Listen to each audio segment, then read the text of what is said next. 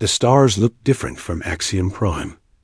Ethan Rodriguez pressed his nose against the cold window of the space station and watched them twinkle in colors he had never seen from Earth. Red ones, blue ones, and some that seemed to change from purple to gold as he watched. "Stay close, Mio," his father Carlos called from across the hallway. Carlos wore his gray maintenance uniform and carried a toolbox that clinked with each step. "I have work to do, and you cannot wander around this place alone." Ethan nodded, but kept looking at the stars. At 12 years old, he had seen many amazing things since his family moved to the diplomatic station 6 months ago. But the stars never got boring. The Galactic Council met here on Axiom Prime because it sat right in the middle of 12 different star systems. Ships came and went every day, bringing aliens that looked like nothing Ethan had ever imagined. Some had tentacles instead of arms. Others looked like walking crystals. A few were so small they rode in floating bubbles to breathe their own air. "The environmental systems in the council chamber need fixing again," Carlos explained as they walked down the bright white corridor. "Those Altarian delegates keep changing the temperature settings. Their home world is much colder than ours." Ethan had met some Altarians before. They looked like giant squids, but were actually very smart and polite. They always bowed their heads when they saw him, which made him feel important. The council chamber was the biggest room on the station. It could hold over 1,000 beings when all the delegates came for important meetings. Today, only about 50 aliens sat in the curved seats that rose up like steps in a theater. "You wait here," Carlos said, pointing to a small alcove near the main doors. "I will be working on the air systems up there." He pointed to some panels high on the walls. "Do not touch anything, and do not bother the delegates." Ethan sat down on a bench and pulled out his tablet to play games. But the voices in the chamber were too interesting to ignore. "The Codex has remained silent for 300 years, said a voice that sounded like grinding metal. Ethan looked up and saw a tall, silver being with 4 arms gesturing toward the center of the room. In the middle of the chamber sat something beautiful. It looked like a crystal sculpture about the size of a person, but it glowed with soft blue light that pulsed like a heartbeat. The light moved in patterns that seemed almost alive. "Perhaps we should try the quantum resonance approach again," suggested another voice. This one came from what looked like a floating jellyfish made of light. "We have tried that method 47 times, replied the silver being.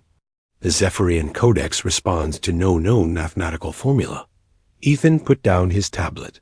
The crystal thing was called a codex, and it was apparently some kind of puzzle.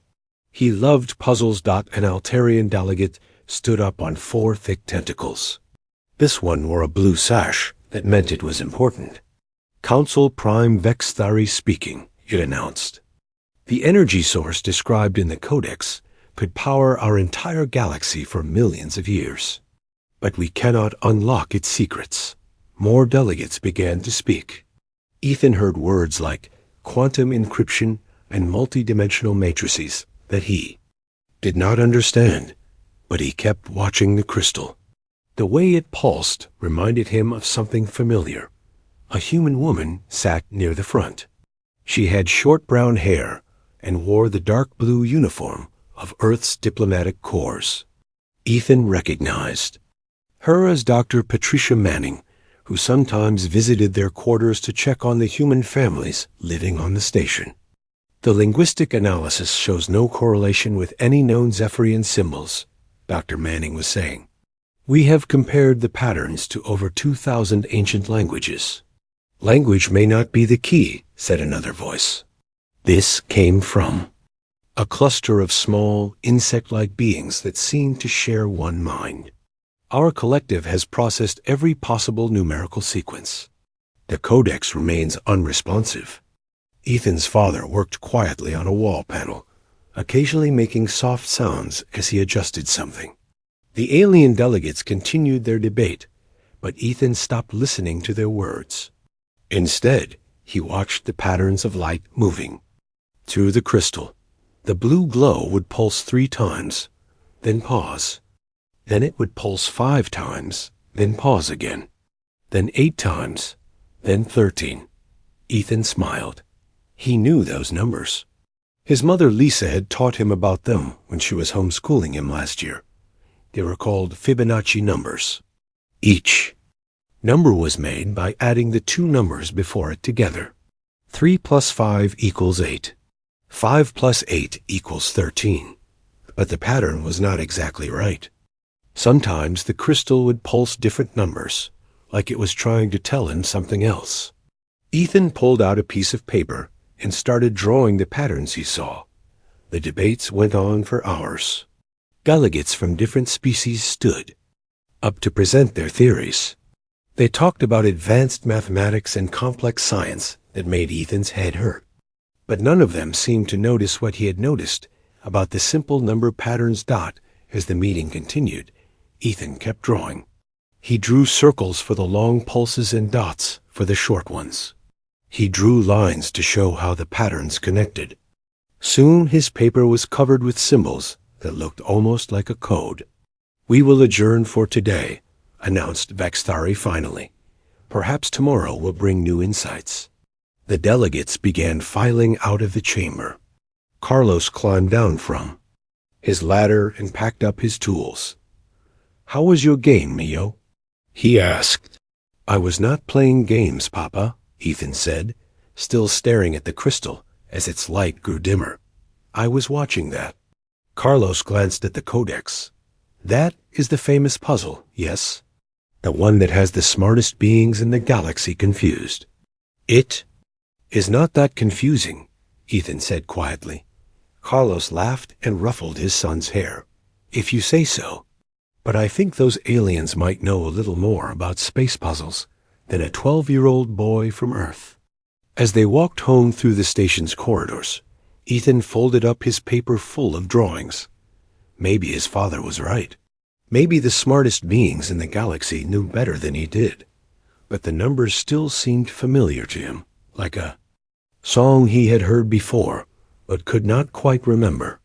And tomorrow, when his father came back to work on the environmental systems, Ethan planned to watch the crystal again. He had a feeling the Codex was trying to tell him something important.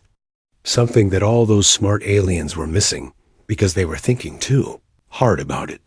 Sometimes the best answers were the simple ones.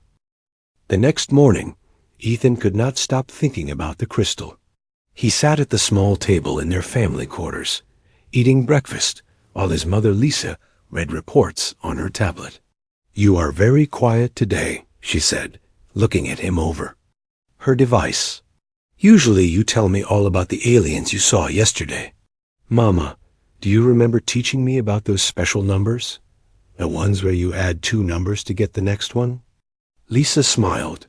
"The Fibonacci sequence?" "Of course. You loved that lesson. Why do you ask?" "I think I saw those numbers yesterday, in the council chamber." His mother put down her tablet. "What do you mean, Mio?" Ethan pulled out his paper with the drawings. "Papa was fixing the air systems, and I watched this crystal thing. It makes light patterns, and some of them look like the Fibonacci numbers." Lisa studied the drawings. She was a teacher before they moved to the station, and she still homeschooled Ethan when the station's regular school was too advanced or too boring for him. "These are very detailed observations," she said. "But Ethan, that crystal is the Zephyrian Codex. The smartest beings in the galaxy have been trying to solve it for hundreds of years." "I know, but maybe they are making it too hard." Before Lisa could respond, Carlos came out of their bedroom wearing his work clothes. "Ready for another day of fixing things the aliens break," he said with a grin. "Can I come with you again, Papa?" Ethan asked quickly. Carlos and Lisa exchanged looks. "I suppose so," Carlos said. "But you must promise to stay out of trouble, and do not bother the delegates." "I promise." An hour later, Ethan sat in the same alcove as the day before. The council chamber was busier today. More delegates had arrived, including some species he had never seen before. One group looked like walking trees with faces in their bark. Another delegate was completely made of what looked like moving water dot. The Codex sat in the center of the room, glowing the same soft blue. But today, Ethan noticed something different about its patterns. Dr. Manning stood near the crystal with several other scientists. "We have run every test possible," she was saying to a group of Altarian mathematicians. "Spectral analysis, quantum field measurement, even temporal distortion mapping. Nothing explains how it chooses when to respond." One of the tree-like beings spoke in a voice like wind through leaves. "The Verdanian collective suggests biological interpretation. Perhaps the Zephyrians used organic computational methods." "Unlikely," buzzed the insect cluster from across the room. "Our analysis indicates purely mathematical encryption. The patterns follow logical sequences, but the key remains hidden." Ethan opened his notebook and started drawing again. But this time, he tried something different. Instead of just copying the light patterns, he started looking for other things. Did the crystal pulse faster when certain delegates spoke? Did it change colors when the room temperature changed? After watching for an hour, he noticed something interesting. The Codex seemed to pulse more brightly when the room was quieter. During loud debates, its light grew dimmer. When everyone was silent and thinking, it glowed stronger. "It likes quiet," Ethan whispered to himself. He also noticed that the crystal responded differently to different types of thinking. When the delegates used big words and complex theories, the light stayed steady and boring. But sometimes, when someone said something simple and clear, the patterns would change just a little bit. During the lunch break, most of the delegates left the chamber. Only a few scientists remained, studying the Codex with handheld devices that beeped and flashed. Dr. Manning walked over to where Ethan was sitting. "Hello there," she said kindly. "You are Carlos Rodriguez's son, right? I have seen you here before." "Yes, ma'am. I am Ethan." "What are you drawing, Ethan?" He showed her his notebook. "I am watching the crystal. I think it is trying to communicate, but everyone is making it too complicated." Dr. Manning sat down next to him. She was younger than his mother, maybe 30, years old, with smart eyes behind wire-rimmed glasses. "What do you mean by too complicated?" Ethan pointed to the Codex. "Everyone keeps talking about quantum this and dimensional that. But look at the patterns. They are actually pretty simple if you just watch them. Show me what you see." Ethan flipped through his drawings. "See here? When it pulses 3 times, then 5, then 8, then 13? Those are Fibonacci numbers. My mama taught me about them. Each number is the 2 before it added together." Dr. Manning studied the drawings carefully. "That is very observant, Ethan, but the Council's mathematicians have already tested the Fibonacci sequence." The Codex did not respond. Maybe they tested it wrong. Maybe they used computers and machines instead of just thinking about it. "What do you mean?" Ethan struggled to find the right words. "When I do math problems, I do not just punch numbers into a calculator. I think about what the numbers mean. Like, if I have 3 apples and someone gives me 5 more apples, I do not just know I have 8 apples. I picture the apples in my head." Dr. Manning looked thoughtful. "You visualize the mathematics." "I guess so. And when I watch the crystal, I try to picture what it is thinking about. Not what equation it is using, but what it is trying to say." "And what do you think it is trying to say?" Ethan looked at the Codex, which was pulsing gently in the afternoon light from the stations. "Windows. I think it is lonely. It has been sitting here for hundreds of years, with everyone trying to solve it like a math problem. But maybe it does not want to be solved. Maybe it wants to be understood." Dr. Manning was quiet for a long moment. Then she said, That is a very different way of thinking about it, Ethan. Most of our scientists approach the Codex as a puzzle, to be cracked or a code to be broken. But what if it is not a code? What if it is more like ... a conversation? Before Dr. Manning could respond, the other delegates started returning from lunch. The chamber filled up with voices speaking in dozens of different languages, and the sounds of various alien technologies as the noise level rose. Ethan watched the Codex's light grow dimmer again. "See?" he whispered to Dr. Manning. "It does. Not like all the noise and confusion. It wants things to be calm and simple." Dr. Manning looked from Ethan to the crystal and back again. "You know what, Ethan? I think you might be onto something. Would you be willing to share your observations with some of my colleagues?" "You mean talk to the real scientists?" "You are observing things that we have missed. That makes you a real scientist, too." Ethan felt proud, but also nervous. What if I am wrong? What if the crystal is not trying to talk to anyone? Then we will have learned something new anyway. Science is about trying different ideas, even if they seem unusual. As the afternoon session began, Ethan kept watching and drawing. But now he felt different about it. Dr. Manning believed his ideas were worth considering. Maybe being 12 years old and thinking differently was not such a bad thing after all. The Codex pulsed quietly in its containment field, and Ethan could swear it was waiting for someone to finally understand what it was really trying to say. That evening, Dr. Manning came to visit the Rodriguez family in their quarters. She brought another human with her, a tall man in a dark uniform with several medals on his chest. "This is Commander Jake Sullivan," Dr. Manning explained as they sat around the small living room. "He is in charge of security for the human delegation." Commander Sullivan looked serious, but not unfriendly. He had gray hair and kind eyes that reminded Ethan of his grandfather back on Earth.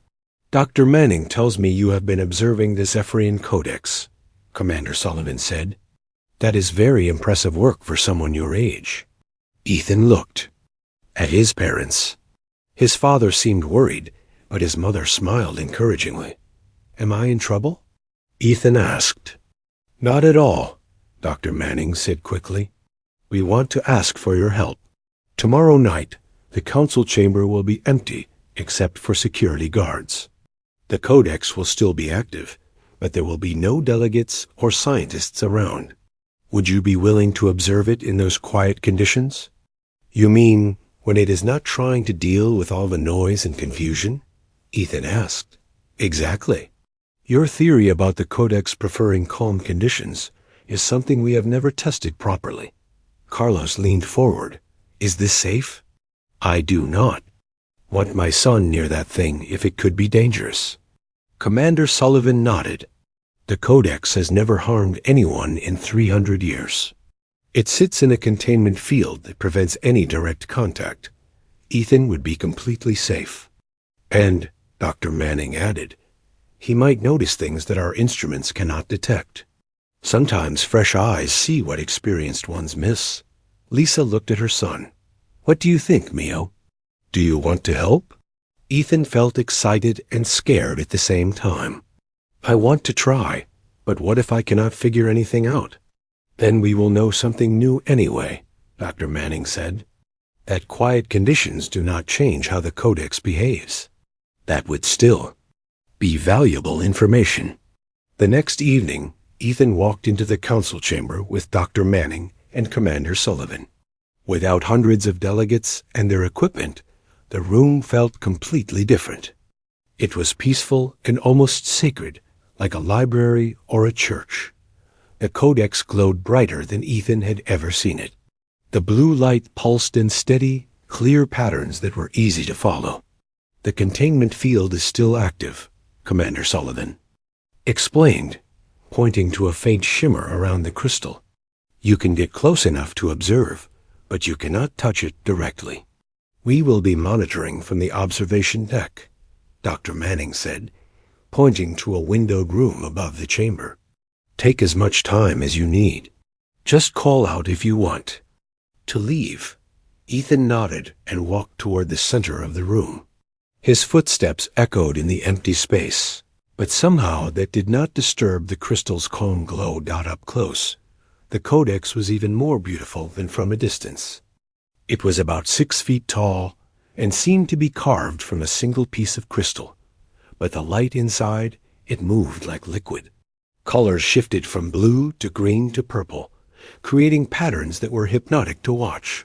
Ethan sat down cross-legged in front of the containment field and pulled out his notebook. For the first hour, he just watched and drew the patterns. But gradually, he started to notice something amazing. The Codex was not just making random light patterns. It was responding to him. When Ethan drew a circle in his notebook, the light inside the crystal swirled in a circular pattern. When he drew straight lines, the light moved in straight paths. It was like the crystal could see what he was doing and was trying to copy it. "Dr. Manning," Ethan called out softly. "I think it is watching me." Her voice came from speakers in the ceiling. "What do you see, Ethan?" "When I draw shapes, it makes the same shapes with its light. It is like it wants to play a game." "There," was excited whispering from the observation deck, but Dr. Manning's voice stayed calm. "Try drawing some numbers, Ethan. See if it responds to those too." Ethan wrote the number 3 in large digits in his notebook and held it up toward the crystal. The Codex pulsed 3 times, clearly and distinctly. He wrote 7. The crystal pulsed 7 times. His heart started beating faster. "It can read numbers." "Try the Fibonacci sequence," Dr. Manning suggested. "The pattern you noticed before." Ethan wrote down the sequence. 1, 1, 2, 3, 5, 8, 13, 21. As he pointed to each number, the Codex pulsed the correct number of times. But when he reached the end of his list, something different happened. The crystal pulsed 34 times, and 55 times. "It is continuing the sequence," Ethan whispered in amazement. "It knows what comes next." More whispers from the observation deck, then Dr. Manning's voice again. "Ethan, this is incredible. In 300 years, the Codex has never responded so clearly to any input." "I think it has been trying to respond all along," Ethan said, still watching the beautiful light patterns. "But everyone was using computers and machines to talk to it. Maybe it can only understand living thoughts, not artificial ones." "What do you mean?" Ethan tried to find the right words. "When the scientists tested the Fibonacci numbers before, they probably programmed a computer to send the sequence to the crystal. But computers do not really understand what numbers mean. They just process data." "And you think the Codex can tell the difference?" "I think it wants to communicate with someone who actually understands what they are sharing.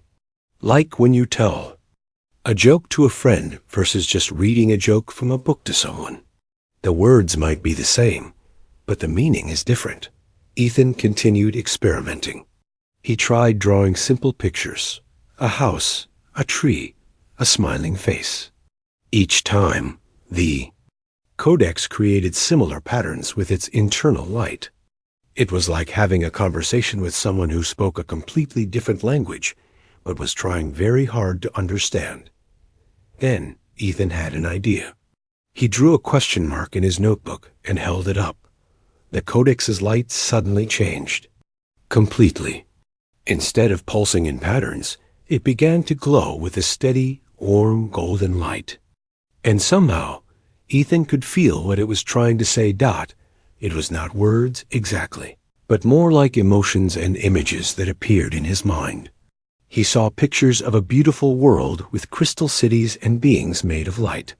He felt their curiosity about the universe and their desire to share knowledge with other intelligent species.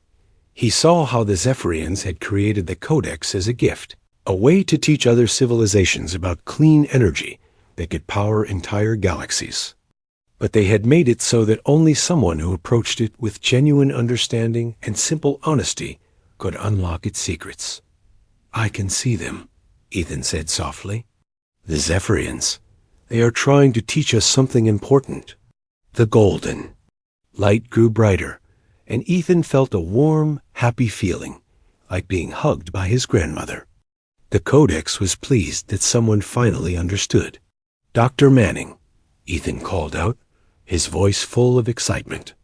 I think I know how to unlock it, but I need to try something. Is that okay? What do you want to try? I want to ask it a question. A real question, not a test or an equation. I want to ask it what it wants to teach us. There was a long pause from the observation deck. Then Dr. Manning's voice came back, slightly trembling. Go ahead, Ethan. Ask your question. Ethan looked directly at the crystal and spoke clearly and simply, the way he would talk to a new friend. Hello, Codex. My name is Ethan. We have been trying to understand you for a long time. Will you please teach us what you want us to know? The chamber filled with brilliant golden light as the Codex began to sing. The sound that came from the Codex was unlike anything Ethan had ever heard. It was not exactly music, but it was beautiful and complex, like the voices of 1,000 different instruments playing together in perfect harmony. Dr. Manning and Commander Sullivan rushed down from the observation deck, followed by several other humans and aliens who had been monitoring the session remotely. But they all stopped at the edge of the chamber, afraid to interrupt what was happening. The golden light from the crystal grew brighter and began forming shapes in the air above it. Ethan watched in amazement as three-dimensional pictures appeared, made entirely of light. He saw star systems and planets, spacecraft and cities, and most importantly, he saw the Zephyrians themselves. They looked like the crystal, but alive. Tall, graceful beings made of living light that could take any shape they wanted. In the light pictures, Ethan saw them working together to build amazing technologies, always focused on harmony and balance with the universe around them. Can you see this? Ethan called to the adults behind him. We can see the light, Dr. Manning said in a whisper, but we cannot make out clear images. What are you seeing? Their history. The Zephyrians are showing me how they lived. The images changed, showing the Zephyrians discovering how to harvest energy from the empty space between atoms. It was incredibly powerful, but also completely safe, producing no waste or pollution. With this energy source, they had built a civilization that lasted for millions of years. But then the images showed something sad. The Zephyrians began to fade away, not because they died, but because they evolved beyond physical existence. They became pure energy, pure thought, unable to interact with the material world. Before they transcended completely, they created the Codex as a gift for younger civilizations. They built into it all the knowledge needed to create their energy technology, but with one important condition. It could only be unlocked by someone who approached it with a pure desire to understand and help others, not for personal gain or power. They left it for us, Ethan said, his voice full of wonder. For everyone. But they made it so that only someone with good intentions could use it. The images in the light began showing technical diagrams that Ethan could not understand, but somehow he knew that these contained the actual instructions for building the Zephyrian energy generators. More people had gathered at the edges of the chamber. Ethan saw Consul Prime Vexthari, the Altarian leader, along with representatives from several other species. They all watched the light show with expressions of amazement on their alien faces. The child has done what we could not, Vexthari said in its gravelly voice. In 3 centuries of trying, no one has achieved such a response from the Codex. Dr. Manning stepped closer to Ethan, but still kept a respectful distance from the light display. Ethan, can you ask the Codex to share this information with our scientists? We need to be able to record and study what it is showing you. Ethan looked at the crystal, which was still singing its beautiful song. I think it wants to share with everyone. but it needs to trust that we will use the knowledge wisely. How can we show it that we are trustworthy?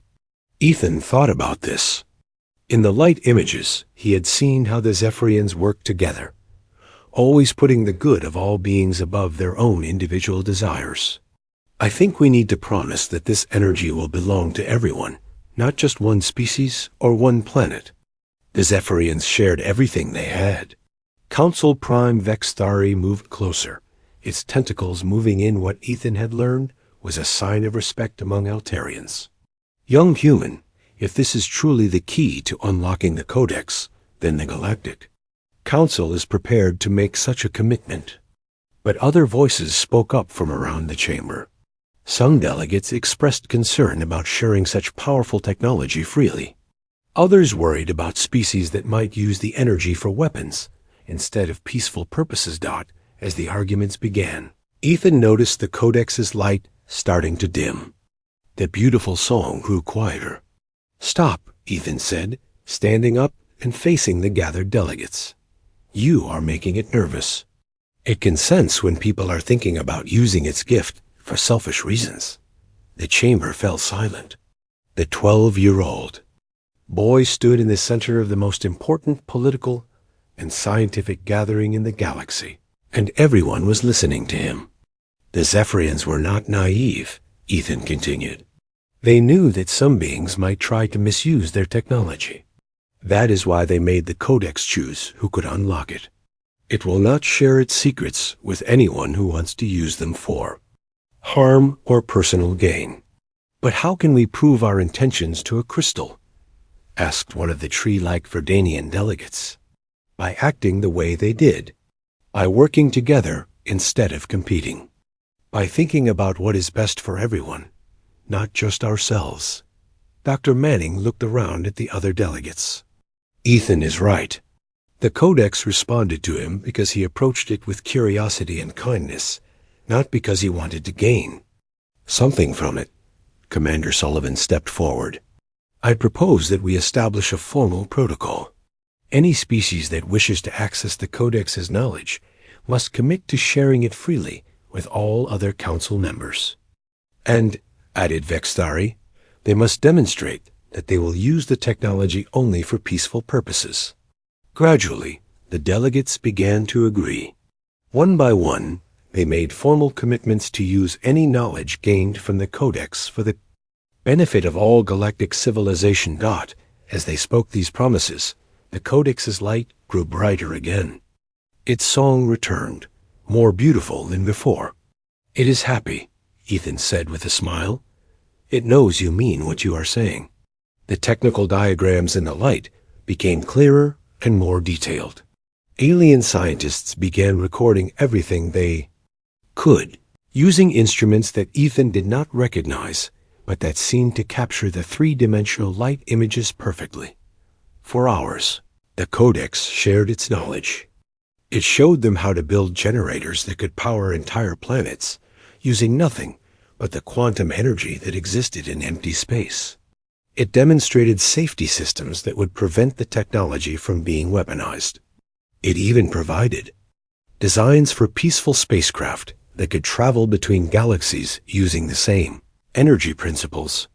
But the most important thing it shared was the Zephyrian philosophy of cooperation and mutual respect.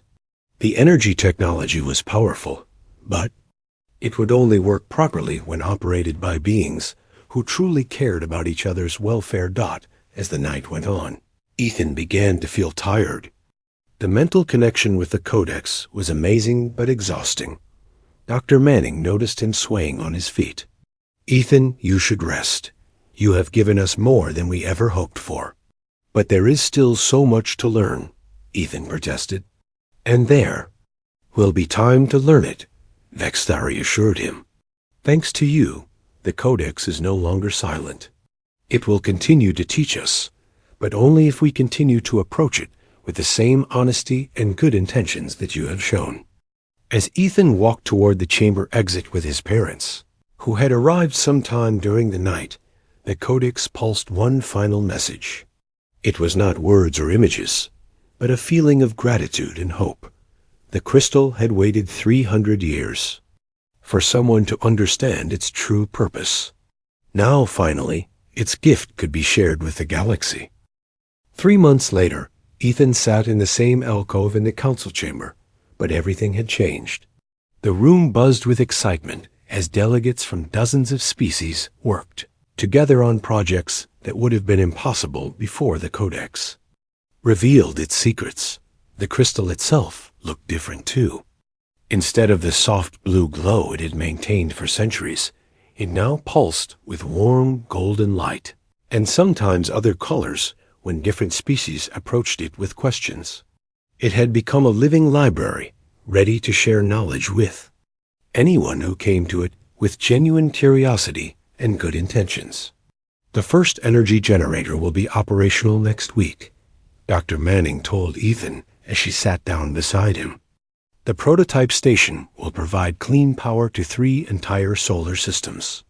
That is amazing, Ethan said, but he sounded a little sad. What is wrong? You should be proud. You made all of this possible. Ethan shrugged.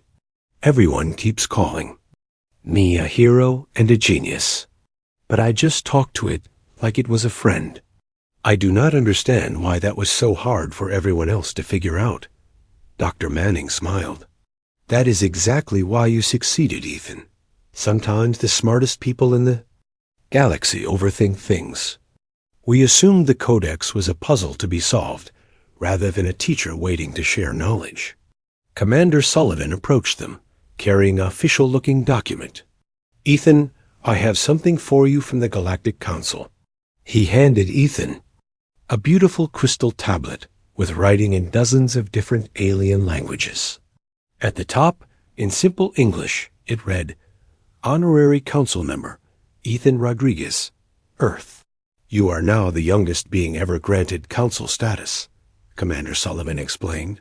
You have voting rights on all matters related to the Zephyrian technology. Ethan studied the tablet with wide eyes. But I am only 12 years old. I do not know anything about politics or governing galaxies.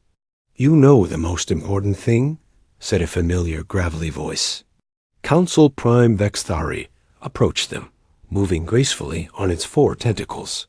You understand that knowledge belongs to everyone, not just the powerful or the clever. Over the past months, Ethan had gotten to know many of the alien delegates personally. Vexthari had become almost like an alien uncle to him, always patient with his questions and curious about human customs. The first human colony ship equipped with Zephyrian drives will launch next month, Vexthari continued. They will reach the Andromeda Galaxy in just 5 years instead of 50,000. Your species will be among the stars in ways they never imagined. What about the other species? Ethan asked. Are they getting the technology too? Of course, Vexthari replied. Every council member is building their own generators and ships. The Verdanians are using the technology to heal damaged planets. The Krillians are planning deep space exploration missions that were impossible before.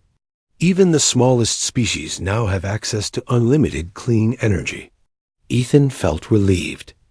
That was exactly what the Zephyrians had wanted. There is something else, Dr. Manning said. The Council has established new protocols for approaching ancient artifacts and technologies. They are calling it the Rodriguez method. What does that mean? Commander Sullivan chuckled. It means that whenever we encounter something we do not understand, we try approaching it with simple curiosity and respect instead of immediately assuming it is a puzzle to be cracked or a code to be broken. We have already discovered 3 other artifacts on different worlds that responded to this approach, Vexthari added. Technologies that had been silent for thousands of years are beginning to communicate with us. Ethan's parents arrived to walk him home from the council session. Carlos still wore his maintenance uniform, but now he also wore a small pin that identified him as the father of an honorary council member. Lisa carried a tablet full of messages from schools and universities across the galaxy that wanted to study human educational methods. How was your day, Mio? Lisa asked as they walked through the station corridors. Good. The Codex taught the Altarian engineers how to build underwater cities today. And the Vesperian Collective learned how to create art using pure energy. Just another normal day for our son, Carlos said with a grin. Teaching ancient, alien technology to the smartest beings in the galaxy. But Ethan did not think of it as teaching. To him, it felt more like translation. The Codex wanted to share its knowledge, and the aliens wanted to learn. He just helped them understand each other. That evening, the Rodriguez family had dinner with several alien families who had become their friends over the past months. The station's community areas had been redesigned to accommodate different species, with atmospheric zones for water breathers and temperature controls for cold world inhabitants. As they ate, Ethan listened to the adults discussing the social changes that the new technology was bringing.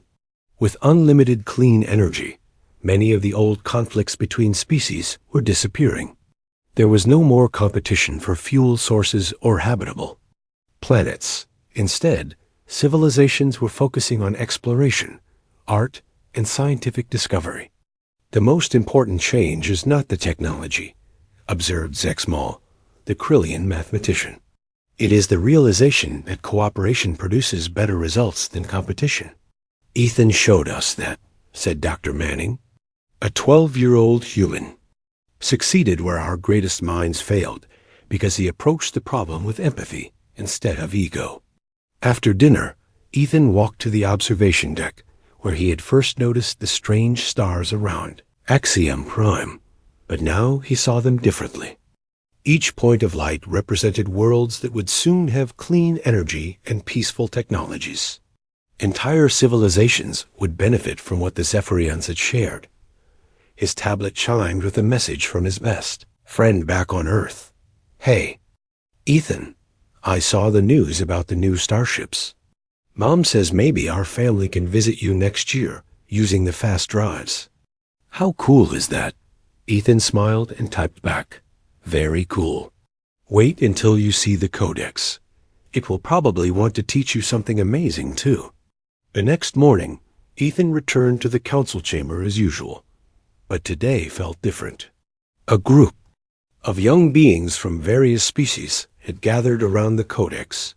There was a small Altarian child, barely tall enough to reach Ethan's shoulder.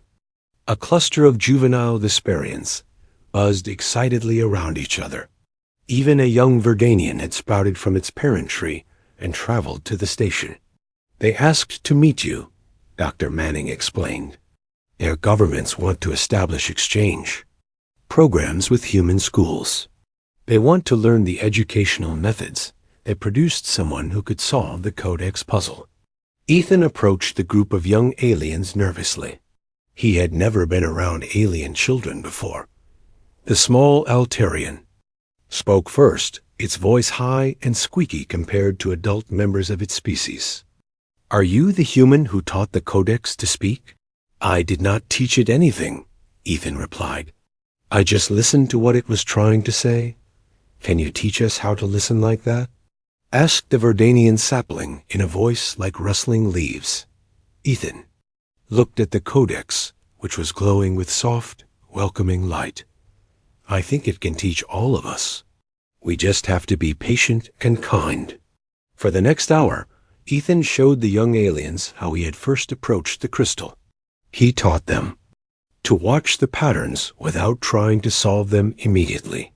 He showed them how to ask questions with genuine curiosity rather than demanding answers. One by one, the alien children began to see their own patterns in the Codex's light. The young Altarian discovered mathematical sequences from its home world. The Vesperian cluster found harmonies that matched their species' natural communication methods. The Verdanian sapling saw growing patterns that reminded it of forest ecosystems.